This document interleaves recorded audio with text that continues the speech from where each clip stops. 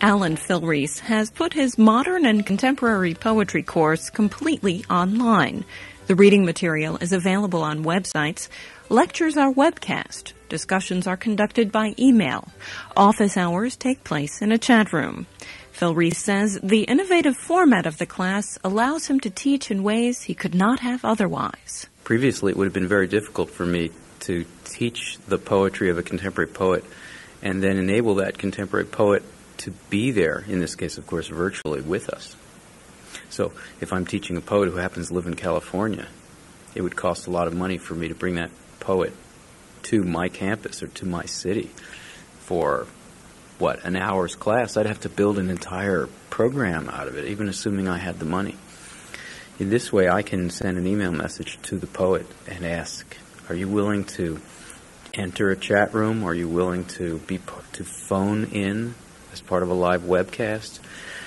I've had a poet from Vietnam, the wonderful Linh Dinh. He participated as a kind of teaching assistant in a class that I taught for 2 weeks. And it was absolutely remarkable for my students to have a daily interaction with a Vietnamese-American poet who's now chosen to live in Vietnam, who writes in English, and whose poetry they were studying as part of this course. I think that just that alone is revolutionary.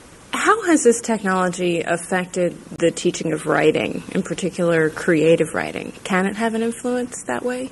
I think it can. For a while I thought writing was going to be the last sacred non-technological space, but I think that's wrong. At the University of Pennsylvania, we've been lucky enough to have founded a writing community called the Writers' House, the Kelly Writers' House. And it's housed in a Victorian cottage in the middle of this big high-rise urban campus. It's a lovely little cottage. To walk into the Writers' House, you'd think this is an old-fashioned 19th century salon, which it is. But if you look a little harder when you walk into this writer's space, you look closely and see wires and computers, and then you see webcasting equipment, and you realize that one of the things we're doing there is to create live, face-to-face learning communities around the idea of writing, in particular experimental writing.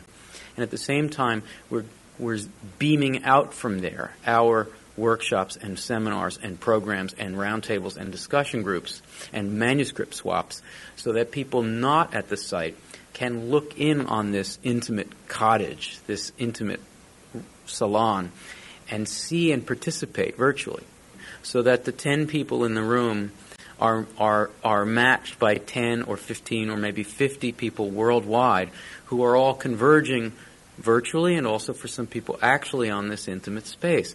This is a way in which I think the fears of some people that ourselves will be dispersed globally, that we will become non-local people, is overcome by the idea of a physical space from which we emanate globally.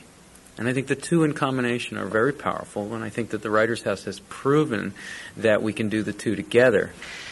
One of the things that's become apparent in the rise of the Internet is that chat rooms and online discussions often embolden people, to use a very polite word, in ways that face-to-face time won't. They're more free to say things. Maybe even they're more free to be rude.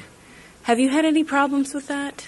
It's not been my experience at all, and I would challenge anyone who is a good discussion leader, an effective teacher, who's engaged in leading an online discussion, who claims that people are flaming or being rude and obscene. I think it's not any more likely that people will be obscene in the presence of a guide, mentor, teacher, authority, online or face-to-face. I just don't believe that claim.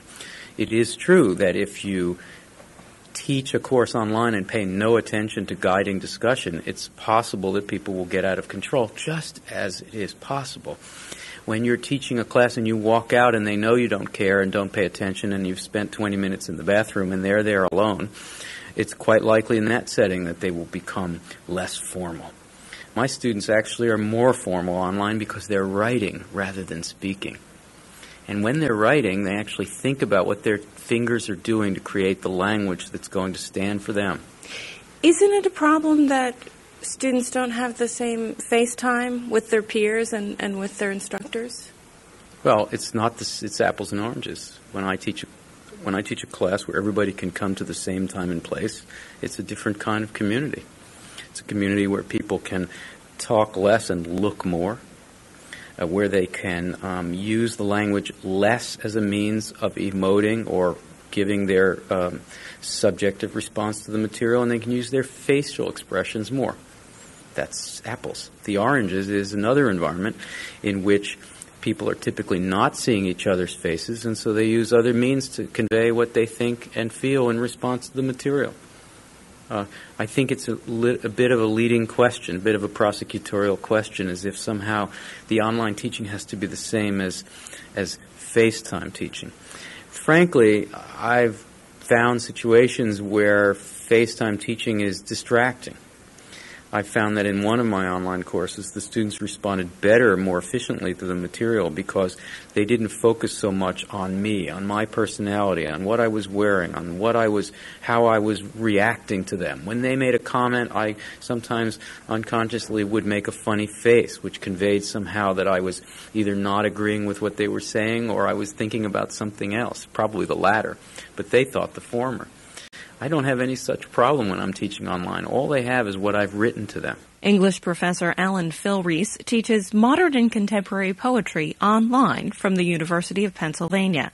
He also directs the university's Kelly Writers House. For the best of our knowledge, I'm Lisa Phillips.